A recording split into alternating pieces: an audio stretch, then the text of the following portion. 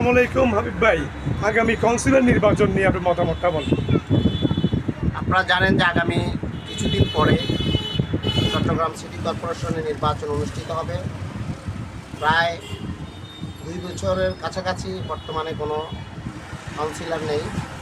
মেয়রের নেতৃত্বে এবং সিটি কর্পোরেশনের কর্মচারীদের নেতৃত্বে সিটি কর্পোরেশনের কাজ চলছে।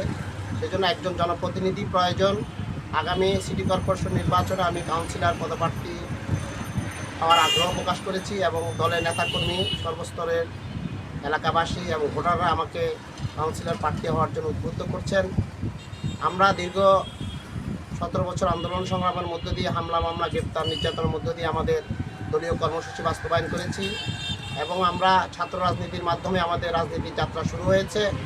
1999 সালে ছাত্র রাজনীতির মধ্য দিয়ে আমরা আমাদের রাজনীতির পদযাত্রা শুরু করি এবং দীর্ঘদিন আমরা এই রাজনীতির মাঠে ছিলাম, সক্রিয় ছিলাম। মাঠে ঘাটে প্রান্তরে আমরা আমাদের দলের কর্মসূচি বাস্তবায়ন করেছি, কাজ করেছি।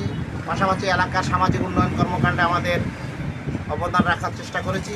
তারই পরিলক্ষিতে আমাদের এলাকাবাসী, দলের নেতাকর্মী সকলেই চাচ্ছে যে আমি আগামী সিটি কর্পোরেশন নির্বাচনে কাউন্সিলর নির্বাচন করি।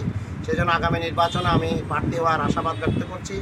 এলাকাবাসী এবং দলের নেতাকর্মী ঐক্যবদ্ধ থাকলে ইনশাল্লাহ আমাদের এই ওয়ার্ডে পুনরায় বিএনপির প্রার্থী জয়লাভ করবে এবং জাতীয়তাবাদী মৌলবাদী আদর্শের বিশ্বাসী বিএনপি জয়লাভ করবে। এইটাই আমার মন্তব্য। ধন্যবাদ।